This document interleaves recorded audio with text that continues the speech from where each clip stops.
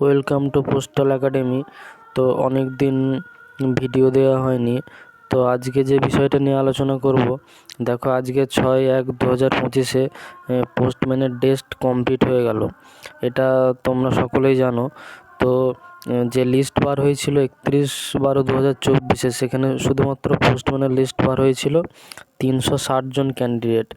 Vacancy অনেক রয়েছে, তোমরা সকলেই জানো। তো পোস্টম্যানের জন্য ক্যান্ডিডেটও খুব একটা বেশি ছিল না, তো সেই অনুপাতে 360 জন মাত্র পাস করেছে। আজকে তাদের টেস্ট হয়ে গেল। যারা যারা টেস্ট কোয়ালিফাই করবে তারা তো 100% পোস্টম্যানের চাকরি পেতে চলেছ। আর পোস্টম্যানের প্রেফারেন্সের জন্য সেটা 31/12/2024 যে লিস্ট বার হয়েছিল, সেখানে কিন্তু প্রেফারেন্স চাওয়া হয়েছিল। এবার সব থেকে যেটা বড় প্রশ্ন, জিডিএস টু এমটিএসের রেজাল্ট কবে বার হবে এবং তার কি প্রেফারেন্স নেওয়া হবে? এবার দেখো, জিডিএস টু এমটিএসের রেজাল্ট অন্যান্য সার্কেলে কিন্তু পোস্টম্যানের যে রেজাল্ট তার সাথেই বার করে দিয়েছে একসাথে। এবার ডব্লিউবি সার্কেল তো একটা ব্যতিক্রমী সার্কেল বললেই চলে, কেননা তারা পোস্টম্যানের লিস্টেই টেস্টের যে লিস্ট সেটাই বার করলো একদম বছরের শেষ দিনে।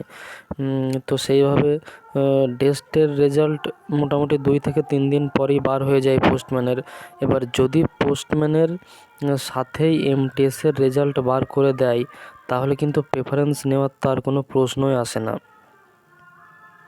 ঠিক আছে। আর যদি শুধুমাত্র স্কোরের কোনো একটা লিস্ট দেয় এমটিএসের, তাহলে আবার প্রেফারেন্স চাইতে পারে, তবে প্রেফারেন্স না চাওয়ার সম্ভাবনাই সব থেকে বেশি।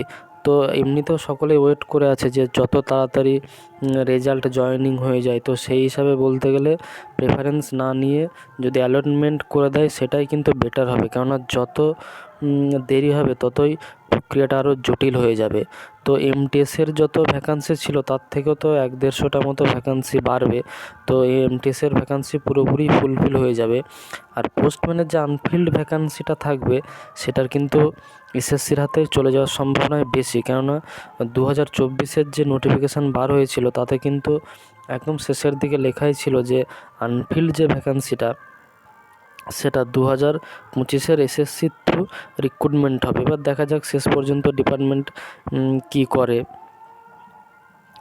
আর কাট অফের ব্যাপার বলতে গেলে, কাট অফ নিয়ে ভিডিও আমি এর আগে বানিয়েছি। তো যারা মোটামুটি 58+ স্কোর করেছো ক্যাটাগরি প্লাস জেনারেল, তারা কিন্তু সকলেই পেয়ে যাবে। আর ক্যাটাগরিদের তো আরও অনেক কাট অফ কম যাবে, তোমরা আমার চ্যানেলে গিয়ে ভিডিও দেখে নিতে পারো।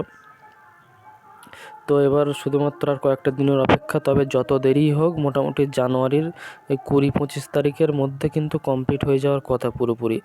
জানুয়ারি মাস পার হবে না এটুকু একদম গ্যারেন্টি, জানুয়ারি মাসের মধ্যেই জয়েনিং কমপ্লিট হয়ে যাবে।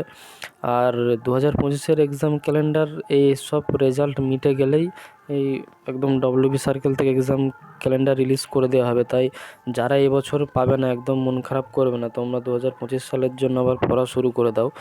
আর এই চ্যানেলে তো আমি অনেক ক্লাস নিয়ে আসবো খুব শীঘ্রই, আগামী দিনে র্যান্ডম ক্লাস দেবো। তো তোমরা যারা ক্লাস করতে চাও আর 2025-এর প্রিপারেশন নিতে চাও, এই চ্যানেলটির সঙ্গে যুক্ত হয়ে যাও।